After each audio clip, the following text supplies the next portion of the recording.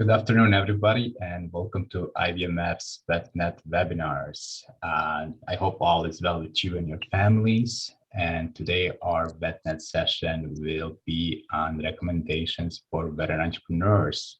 As you know, IBMF has conducted a national survey of military affiliated entrepreneurs in 2020 and got some really insights on some entrepreneurial needs and barriers. And today we have with us Mirza Tihic, who will share some of the insights from the survey and provide a couple of recommendations for veteran entrepreneurs. So before I get started, I just want to introduce myself. My name is Elvis Savdic, and I'm Post-Program Support Service Advisor here at IBMF. The Institute for Veterans and Military Families is at Syracuse University and is first interdisciplinary education that is focused on military connected veterans and service members in providing resources in entrepreneurship, career, and entrepreneurship trainings and research and development. So basically we do these VetNets twice a month and usually are online, and all of our lectures are geared toward entrepreneurship, career, or other benefits that will benefit veterans and service members. If you have any questions for Mirza after his presentation, you can unmute yourself and ask, or you can type in a chat box and we'll get to you. To that being said, Mirza, welcome, and looking forward to hearing more about the findings of the survey. Awesome, thanks, Elvis. Let me just share my slide here.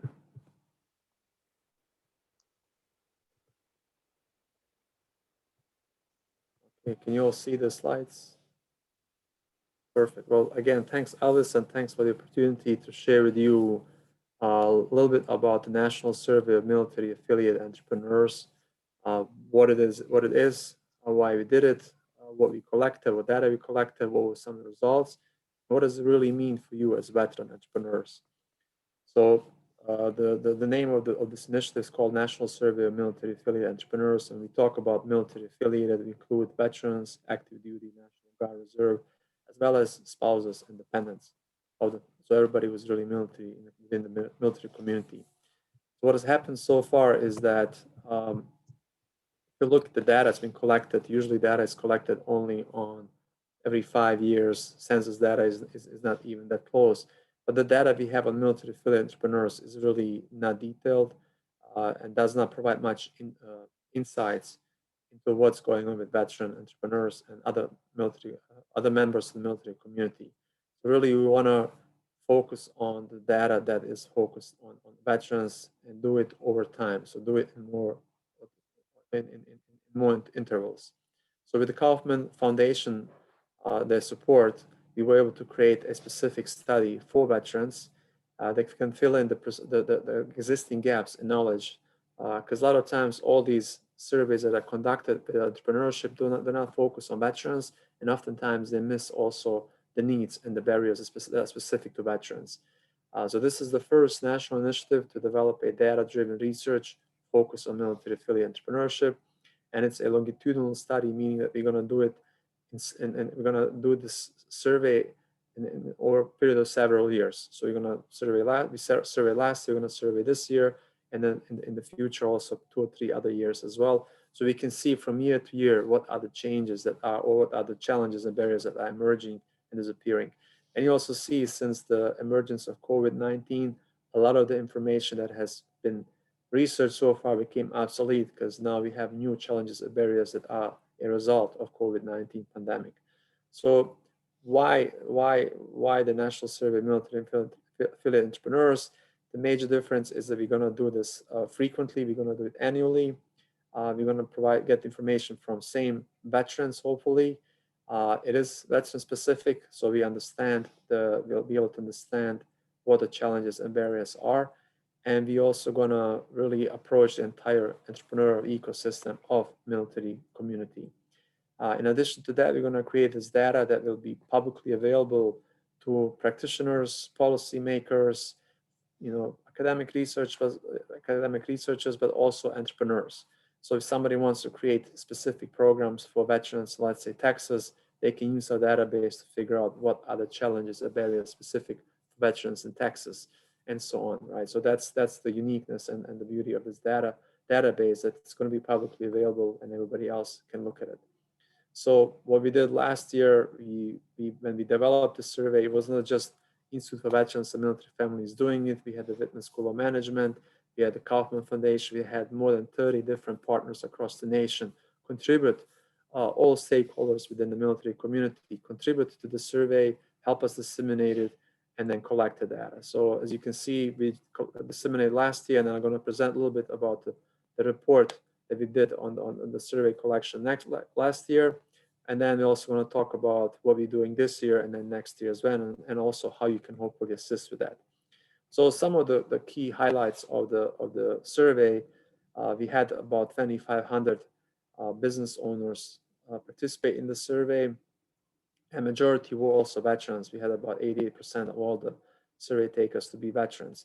Therefore, because of this large representation of these individuals, meaning business owners and veterans or retirees, the results I'm presenting here today are based on the business owners that are veterans and retirees, as that's the bulk of the population. What we find out that 93% of them indicated that the military experiences has helped them in the business venture. Predominantly, the work ethic and self-discipline plays a big role, but also teamwork, leadership, and management have been also contributing. Some other interesting facts is that actually 21% of the ones who started a business, have a business, were not interested in entrepreneurship prior to serving the military. When it comes to motivations why veterans start a business, you see the same motivations that everybody else has: making own decisions, create your own ideas, be independent, and also have personal freedom. But what we also see with veterans is one of the top motivations they start a business is to help society and supporting community. And this is something you don't really see very common in non-veteran population, that helping society and supporting community is one of the motivations. To us, like Elvis and myself and others at IBMF who work with veterans, it's a no-brainer. But now we have also data to prove that that's the fact. Given these skills and attributes, some of the attitudes the veterans have, of course, 94% do not give up easily, even in the face of the difficulties, and 83% use creativity to overcome any difficulty they face. Some of the barriers, of course, financial lack of initial capital is one of the major barriers. But then another problem is finding adequate employees that can work, they can rely upon. But also another barrier or challenge the veterans that is really veteran specific is the transition difficulty, as 53% indicated they needed time to figure out what to do in the civilian life after they got out of the military, and 44% indicated they had difficulty transitioning from military to civilian life. So that transition and adjusting was a major barrier for a lot of the veterans. What you also find out very interesting when it comes to financial barriers, even though financial barriers is a major, or access to capital is a major barrier, 66% have difficulty finding grants or applying for grants. About 53% had difficulty finding or identifying sources for startup, and then 49%, almost half, have challenges or barriers applying for loans. What is also very disheartening to see that 34% were turned down by lender creditor after applying for financing, and that almost 60% of those that were turned down did not apply again. Unfortunately, there's also 27%, almost 1/3 or 1/4 of veteran entrepreneurs do not know anyone that they can rely to help with their business. That's why programs such as the Arsenal that IBMF has is critical. Same thing with the Small Business Administration that can really help veterans find people who can help them with their business. And then 47% indicated that they have difficulty finding local business incubator or non-for-profits that help business owners, right? We know that there's a lot of resources out there, but it is a challenge, or it's a problem when we see that even though we have a number of increasing resources for veterans, that they still cannot find those resources that support them. Also interesting is that 55% reported having difficulty with certification process, and 56% did not feel supported by medical disability service providers, while 28% of them indicated that disability create challenges in their own business ownership. So when it comes to sources of capital, right, we identify here that problem number one for veteran entrepreneurs is lack of initial capital. And what we find out that actually, if you look here on the right side, for those who start a business, veterans, almost 60% need less than $25,000 to start or acquire a business. 60% were able to secure the initial funding, and then 36 did not feel prepared for the traditional lending. And this is really disheartening to see that 60%, so 6 out of 10 veterans need less than $25,000.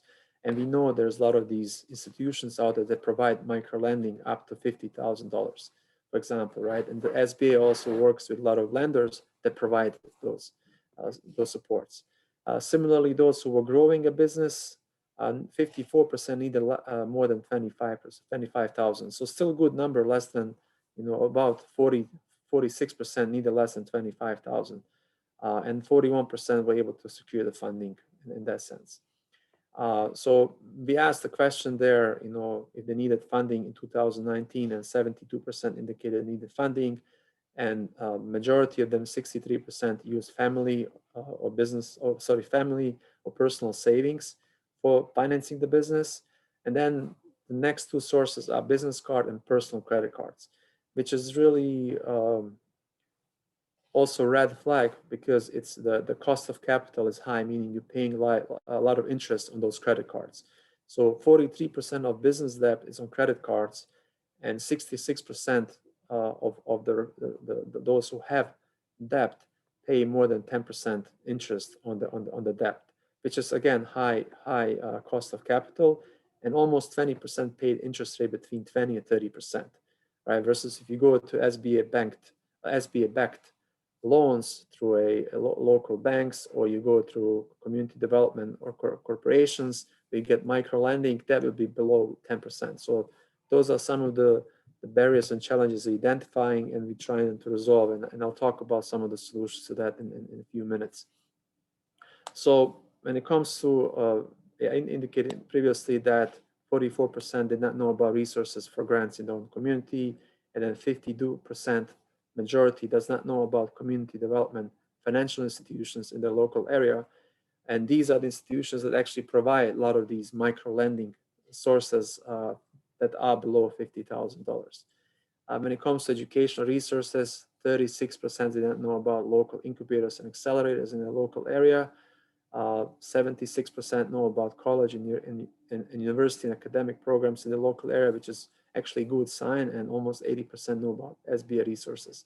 Again, a lot of colleges, and SBA, it's a national program, so it's still sad to see that 20% do not know about these resources.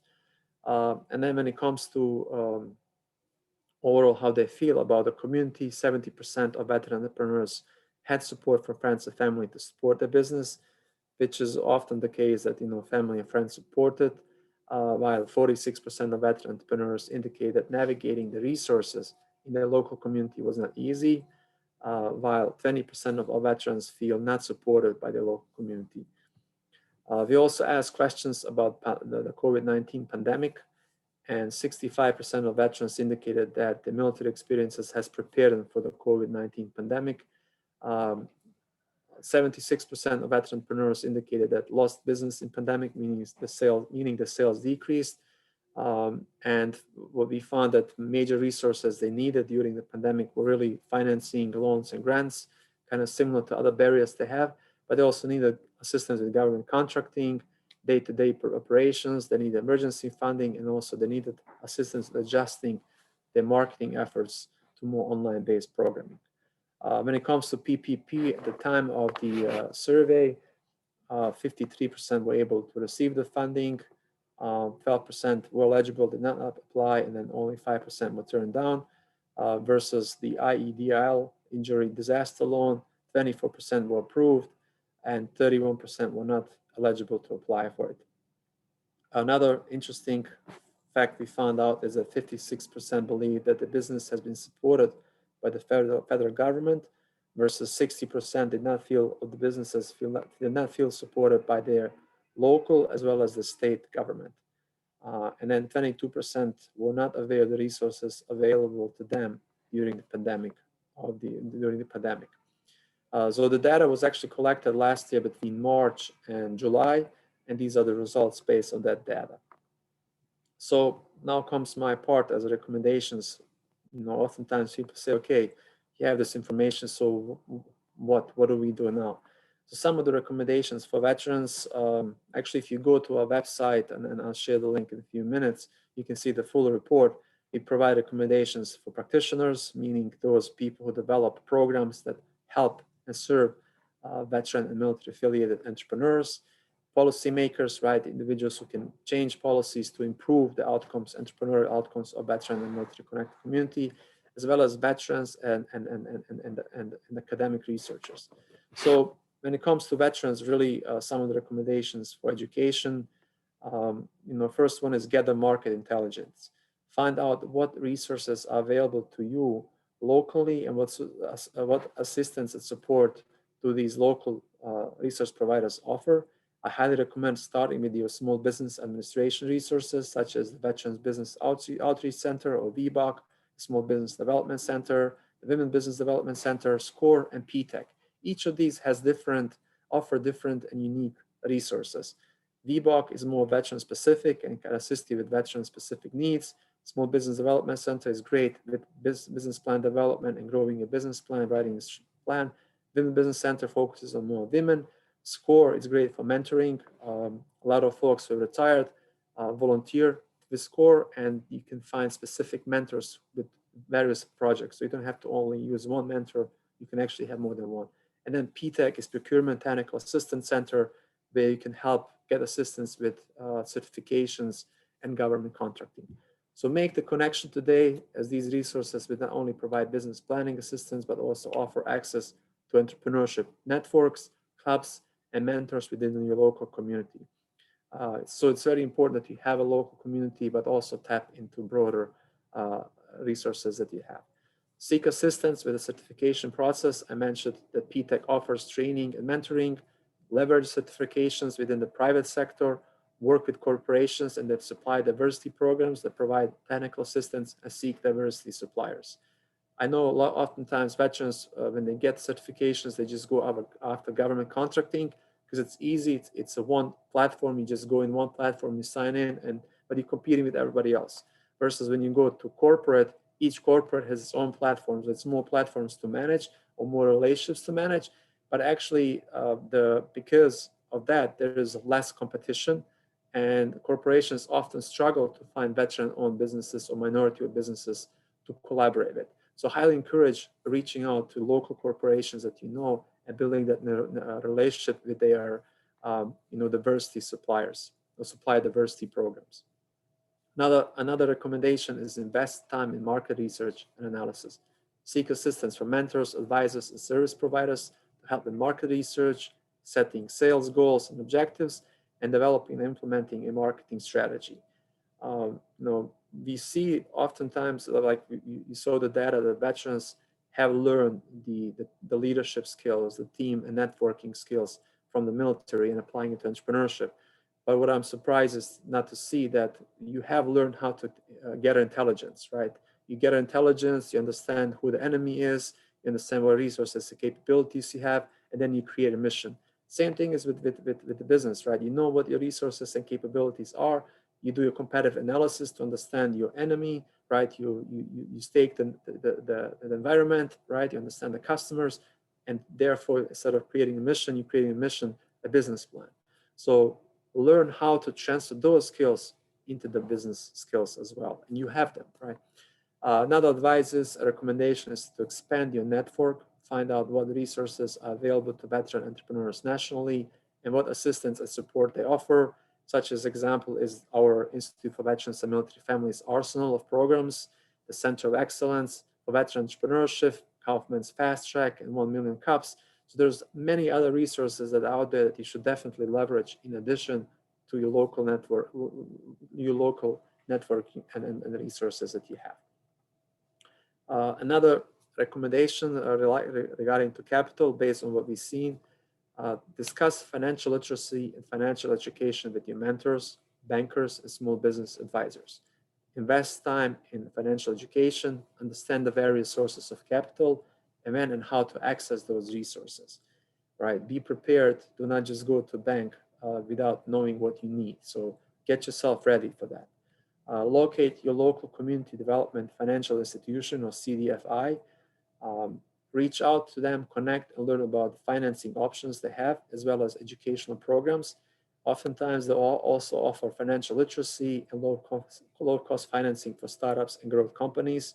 And there is a list of CDFIs if you go to this link, or if you just Google, CDFI directory, you're gonna find those ones. And finally, one we were really, when we looked at sources of financing and capital, nobody really leveraged or used crowdfunding platforms. But we want to encourage you to look into them and leverage those crowdfunding platforms to test your products and get your business funded. 90% of successful crowdfunding campaign is done before campaigning is launched or before the campaign is launched. Therefore, it's about having a plan, network, and community, and please don't do it alone. What I love about crowdfunding, even for my own business, I used Kickstarter a couple times to really test the market and see if people really love my product or not. And if it works, it's great. If it doesn't work, still great, right? If it works, people are going to buy your product in advance, and you get capital before you even have a product. If it doesn't work, it's great. It means that there is no market need, right? It kind of urges you to change and adapt your product and services to make them more workable.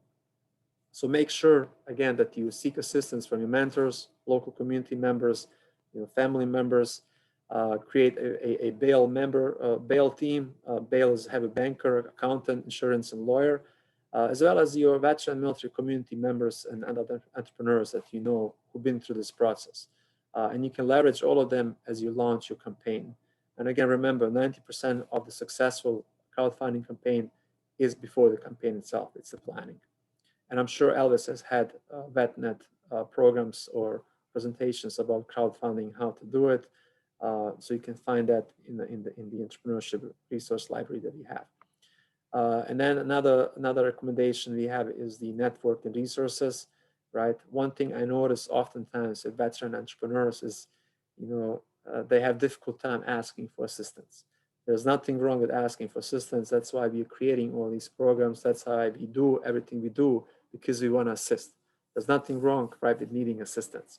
So start entrepreneuring, join veteran entrepreneurship network groups and programs, attend the events and conferences such as the IVMF Arsenal, the Center for Excellence for Entrepreneurship, right? We have several programs, and not only us, there's many other that out there like Bunker Labs and others, right? Join those, right? There's no loyalty here. We're all loyal to you guys. So join all these programs, leverage those resources, because everybody's here to go to help and assist you. Another recommendation is also move beyond veteran. So join the veteran, but also join the industry-specific associations, clubs, and groups. Attend networking events and conferences to expand your network within your industry. Also give back, network, mentor, and share access to resources with other veteran entrepreneurs and aspiring entrepreneurs, right? If you're successful, here's a cool opportunity to give back. Another recommendation is to conduct customer discovery and do customer follow-ups. Seek assistance from mentors and advisors with these critical tasks. It is really critical to get information from your customers and improve and keep improving your products and services based on input. Explore local and regional as well as virtual business incubators and accelerators. Build your bail team as part of your startup and growth strategy. It's okay for your team to bail team to change and emerge, because your business is changing and emerging. So if your banker is not adequate anymore, or your accountant is not at the level that you need him or her, right? Advance and find somebody else. Connect with local universities and colleges, and really find out what programs they have, especially like a lot of schools in the business schools have programs for veterans, for entrepreneurs, entrepreneurship programs, right? Understand what those resources are, right? For example, you can get student consultants, you can get interns, you can work with student clubs. There's also student veterans clubs as well that can actually assist and work with you, also work within your business if you need that assistance. This is more for institutions of higher education. I'm going to skip that, it's less relevant for you. These are some of the resources and tools that I wanted to share with you that I mentioned previously in the recommendations, and I'm sure you're already familiar with these. But it's something just to keep in mind: the SBDCs, the VBox, SCORE, Women Business Center, our arsenal. I can make this, if you want to access this PowerPoint slide, please email me. I'll be happy to send you, or just send you these resources as well. But you can find the report. The report you can find on the NSMAIE, National Survey of Military Field Entrepreneurs, that I mentioned previously. The report includes also recommendations to practitioners, policymakers, institutions of higher education, as well as entrepreneurs. So that kind of concludes my recommendations on the based on the report of the National Survey of Military Field Entrepreneurs that we conducted in 2020. Currently, our team is working on the National Survey of Military Field Entrepreneurs 2021, the data collection. We are looking forward to get new participants, especially if we can expand also in the groups that we did not get a lot of responses, such as the spouses and military dependents, active duty and National Guard Reserve. And the question here is really, how can you assist with the National Survey of Military Field Entrepreneurs data collection? Number one is by, if you haven't taken it last year, take it this year. And then also number two is connect us to the resources, connect us to networks of military affiliate entrepreneurs and aspiring entrepreneurs, even former entrepreneurs, that you can help us disseminate the survey data collection. So that's my ask to you, how you can help. Feel free to reach out. Here is my contact information. Here's my email. Feel free to reach out, and both me and my colleague Rosie can assist. But if you want to have the survey, just feel free to email me. I'll send you those slides. Let's switch over to any questions that you might have. Mirza, this is Jason Anderson. How are you today? Hey, I was a participant in the survey. Something that you guys completely left out of everything is where it starts, right? So the transitioning service members leaving the military, you only get that 2-day boots to business class, and there's really nothing that was, in the report versus the analysis. I mean, everything in the analysis is put out by IVMF. So what's the integration going forward with DoD? How would we get people, to spurn this entrepreneurship process? Because I'll tell you right now, just leaving out in 2019, it's not there. The entrepreneurship track for specifically the Army could care less. Oh, that's a great point. And actually, we did ask questions about transition. There's major challenges with transition, and we are working actually on an academic paper to show that transition is a major barrier for a lot of veterans. Those who get assistance tend to do better. Those who don't, they struggle. Our job really is to make everybody aware. So that's why we need the data, but we cannot make. We've been presenting it. We presented to a lot of the influencers so far, and we'll continue presenting it. And that's the goal, again, to make sure that our reports and our data goes up, and we disseminate these reports as we're collecting the data, to make sure that we raise awareness about these challenges and barriers. So we presented this to influencers such as Small Business Administration, to the VA. I'm not sure if the DoD was present or representatives, but that's, again, that's the reason we're doing this, so we can really have the data and say, look, here is the information, this is what needs to be done.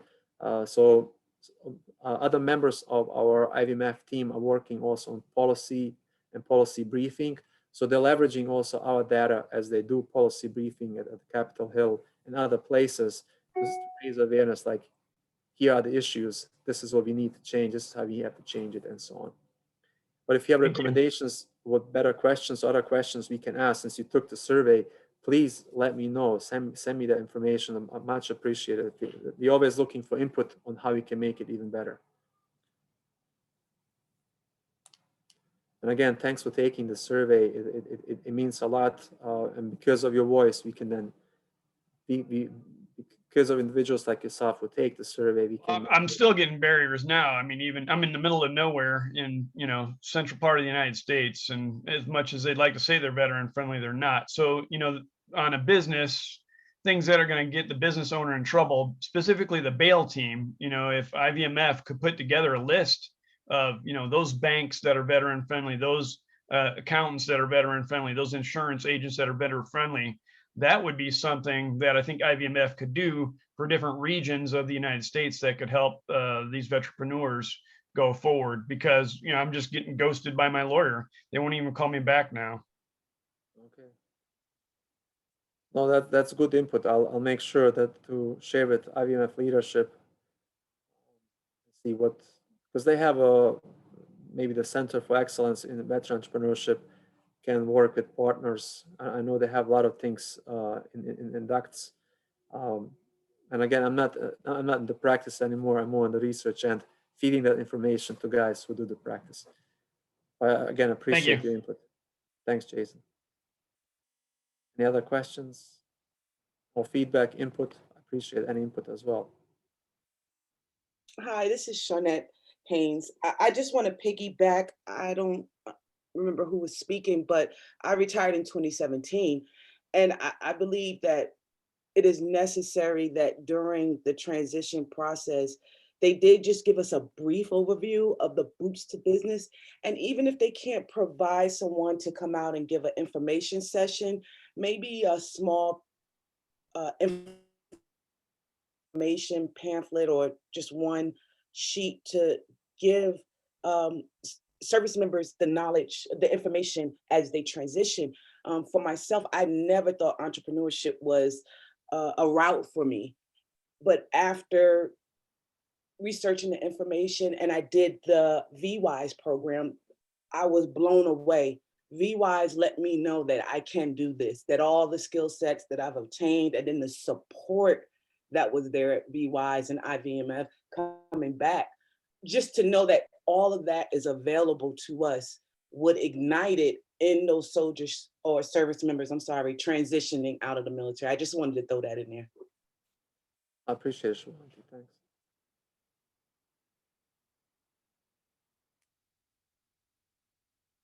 Any other questions in the chat or anywhere else? Oh, also there was one, the last slide, it had the links to the other organizations that we could reach out to for support. Yes. So feel free to send me an email and I'll send it to you. Thank you very much. Mm-hmm. Share my email.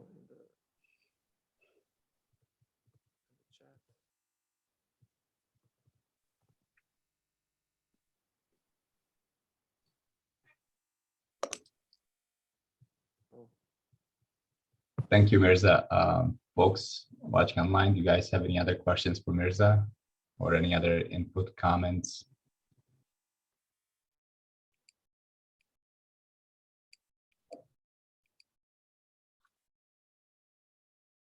Well, I just want to say thank you so much, Mirza, for your time and presenting this data to us. We appreciate it. Also, to remind everyone, we will send out a short survey, 1 to 2 minutes. Please respond to it. Let us know how do we do, what other future VetNets you would like to see. And also just to remind you that we are having a financial literacy VetNet on 29th, and definitely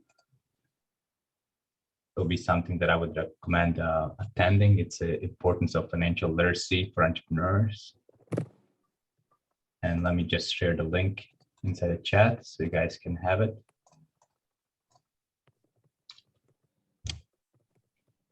So if you guys don't have any questions, thank you so much for attending today. It's been a pleasure. Mirza, thank you again. Thank you and the team. Good seeing you all. Keep entrepreneuring.